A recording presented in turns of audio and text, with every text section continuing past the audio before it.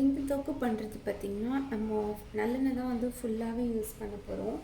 ஏன்னா நல்லெண்ணெயில் பண்ணும்போது தான் வந்து அஃப்கோர்ஸ் உங்களுக்கு தெரியும் டேஸ்ட் வந்து ரொம்ப நல்லா இருக்கும். வேறு ஒன்றும் இல்லை. மற்றபடி நல்லெண்ணெய் வந்து இந்த தொக்கில் உள்ள காரம் எல்லாத்தையுமே நமக்கு வந்து பேலன்ஸ் பண்ணி கொடுக்கும். ஸோ தட் உங்களுக்கு வயிறு வந்து புண்ணாகாமல் பார்த்துக்கிடும். ஸோ இந்த அளவுக்கு ஒரு 2-3 டேபிள் ஸ்பூன் அளவுக்கு நம்ம நல்லெண்ணெய் வந்து ஆட் பண்ணிக்கிறோம். இந்த தொக்குக்கு வந்து நான் 5 தக்காளி வந்து யூஸ் பண்ண போகிறேன். 5 தக்காளிக்கு இந்த அளவுக்கு வந்து எண்ணெய் சேர்த்துக்கலாம். எண்ணெய் வந்து சூடாகட்டும். எண்ணெய் சூடானதுக்கப்புறமா இதில் வந்து நம்ம வந்து கடுகு, உளுத்தம் பருப்பு, அதுக்கப்புறமா வெந்தயம், இது 2 தான் போட போகிறோம். இப்போ நம்ம வந்து கடுகு வந்து போட்டுக்கலாம். எண்ணெய் வந்து ஓரளவுக்கு ஹீட் ஆகிடுச்சு.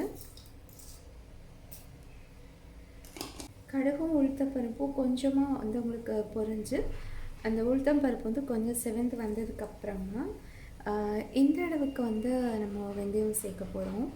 ஏன்னா அப்போ தான் உங்களுக்கு இந்த தொக்கு வந்து ரொம்ப டேஸ்டியாக இருக்கும். இதில் வந்து வெந்தயம் வந்து ரொம்ப ரொம்ப முக்கியமான இன்க்ரீடியண்ட்.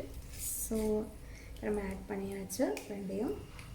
வெந்தயம் வந்து கசப்பு உங்களுக்கு தெரியாது. இது வந்து நல்லா அந்த தொக்கில் வந்து வெந்துடும். ஸோ கசப்பு எதுவுமே தெரியாது. இப்போ இதுக்கு நம்ம சேர்க்க போகிறது ஒரு கைப்பிடி பூண்டு, அப்புறமா ஒரு கைப்பிடி சின்ன வெங்காயம், 2யுமே குட்டி குட்டியாக கட் பண்ணி கருவேப்பிலை எல்லாமே சேர்த்து ஒரு கப்லேயே நான் எடுத்து வச்சுருக்கிறேன். ஸோ இதை வந்து இப்போ சேர்க்க போகிறோம். ஃப்ளேம் வந்து சிம்மில் வச்சுக்கலாம். இது சேர்த்ததுக்கப்புறமா கொஞ்சமாக நீங்கள் அப்படியே வதக்கி விடுங்க. இது வந்து தண்ணி ஊற்ற வேணாம், கொஞ்சம் எண்ணெயிலே வந்து வதங்கினா நல்லாயிருக்கும். இந்த தொக்கு பார்த்திங்கன்னா சாதத்துக்கும் நல்லாயிருக்கும், இட்லி தோசைக்குமே ரொம்ப சூப்பராக இருக்கும். ட்ரை பண்ணி பாருங்கள். இதில் வந்து சுண்டைக்காய் வற்றல் வந்து நீங்கள் சாதத்துக்கு மட்டும் யூஸ் பண்ணுறீங்க அப்படின்னா நீங்கள் சுண்டைக்காய் வற்றல் கூட நீங்கள் சேர்த்துக்கலாம். இப்போ நீங்கள் ஃப்ளேமை வந்து கொஞ்சம் ரைஸ் பண்ணிக்கலாம். பூண்டு வந்து நமக்கு வந்து கேஸ்ட்ரிக் ப்ராப்ளம் இருக்கிறவங்களுக்கு ரொம்ப நல்லது. ஸோ நீங்கள் உருளைக்கிழங்கு அது மாதிரி பொரியல் வச்சு நீங்கள் இது சாப்பிட்டாலும் உங்களுக்கு வந்து எந்த ஒரு கேஸ்ட்ரிக் பிரச்சனைகளுமே அன்னைக்கு டேயில் வந்து உங்களுக்கு இருக்காது. ஏன்னா நம்ம இவ்வளோ பூண்டு சேர்க்குறதுனால. ஸோ என்ன சொல்ல வரேன் அப்படின்னா, இதுக்கு வந்து உருளைக்கிழங்கு பொரியல் ரொம்ப நல்லாயிருக்கும் அப்படிங்கிறது தான் அப்படின்ற இடத்த நான் சொல்கிறேன். இப்போது கொஞ்சம் கொதிக்க ஆரம்பிச்சிருச்சு. இதுக்கு தேவையான அளவுக்கு சால்ட் ஆட் பண்ணிக்கலாம். நான் ஃபஸ்ட்டு வந்து நான் கொஞ்சமாக ஆட் பண்ணுறேன், வெங்காயம் பூண்டுக்கு மட்டும். அதுக்கப்புறமா தேவை அப்படின்னா நம்ம கொஞ்சம் கொஞ்சமாக வந்து ஆட் பண்ணிக்கலாம். ஏன்னா தக்காளி ஆட் பண்ணணும், தண்ணி ஆட் பண்ணணும் இல்லையா. இது வந்து நல்லாவே வதங்கட்டும்.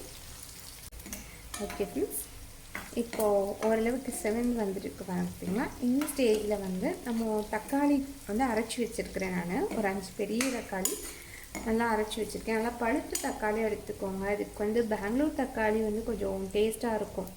இன்கேஸ் நீங்கள் வந்து இது இட்லி தோசை கூட சர்வ் பண்ணுறீங்க அப்படின்னா பெங்களூர் தக்காளி நல்லாயிருக்கும். அண்ட் சாதத்தோடு சாப்பிட்றதுக்கு வந்து நாட்டு தக்காளி யூஸ் பண்ணிங்கன்னா நல்லாயிருக்கும். ஸோ இப்போ நம்ம அரைச்சி வச்சு பேஸ்ட்டை ஊற்றியாச்சு.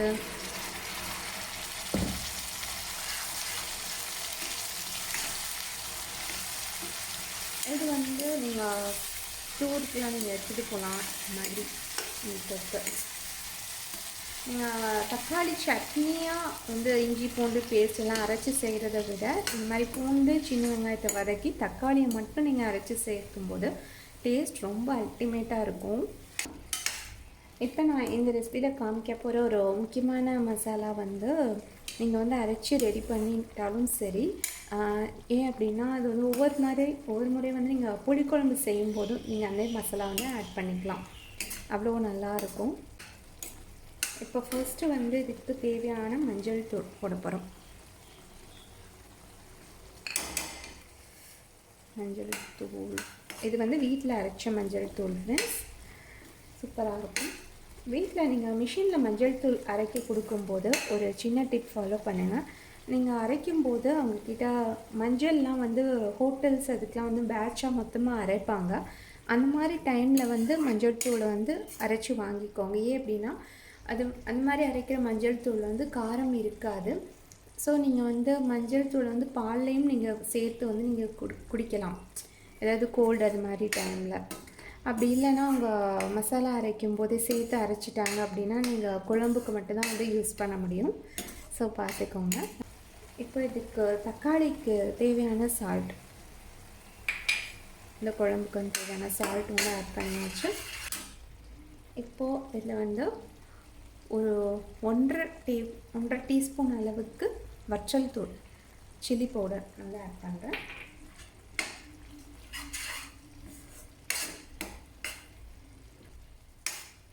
அதுக்கப்புறமா ஜீரகத்தூள் ஸ்கிப் பண்ணாதீங்க, கட்டாயம் ஆட் பண்ணுங்கள்.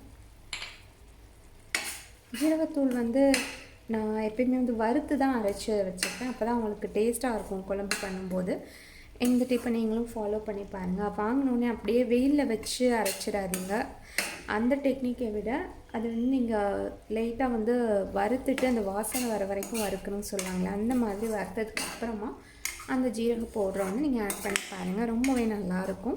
இப்போ தான் நம்ம ஆட் பண்ண போகிற ஒரு முக்கியமான பவுடர் எதுதான் பார்த்திங்கன்னா புளிக்குழம்பு பவுடர். இதை வந்து நம்ம ஆட் பண்ணிக்கலாம். இது வந்து 3 ஸ்பூன்ஸ் வந்து நான் ஆட் பண்ணுறேன். நீங்கள் ஃபிஷ் குழம்பு பண்ணும்போதெல்லாம் இந்த புளிக்குழம்பு பவுடர் மட்டும் போட்டாலே போதும், ரொம்ப ரொம்ப டேஸ்டியாக இருக்கும். இப்போ மசாலாலாம் சேர்ந்து நல்லா வந்து வதங்கி வருது. மசாலா மட்டும் வெந்ததுக்கப்புறமா நம்ம இதில் கொஞ்சம் தண்ணி ஆட் பண்ண போகிறோம். தண்ணி ஆட் பண்ணி பூண்டில் இன்னுமே சாஃப்டாக குக் ஆகணும். இப்போ வந்து ஓரளவுக்கு கட் ஆகிற கன்சிஸ்டன்சியில் இருக்குது. பூண்டு வந்து எந்தளவுக்கு குக் ஆகணும் அப்படின்னா மேஷ் ஆகிற கன்சிஸ்டன்சி வரைக்கும் நம்ம அதை வந்து குக் பண்ணணும். இந்த ஸ்டேஜில் நம்ம உப்பு மட்டும் செக் பண்ணிக்கலாம். உப்பும் காரமும் மட்டும் நம்ம செக் பண்ணிக்கலாம்.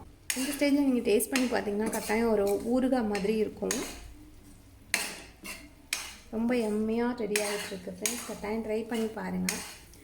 அண்ட் இந்த புளிக்குழம்பு பவுடர் வந்து ரெசிபி நான் தனியாக ஷேர் பண்ணுறேன்னு சொல்லியிருக்கேன். இருந்தாலும் இப்போது இந்த குழம்புக்கு மட்டும் தேவையான அளவு நான் சொல்கிறேன்.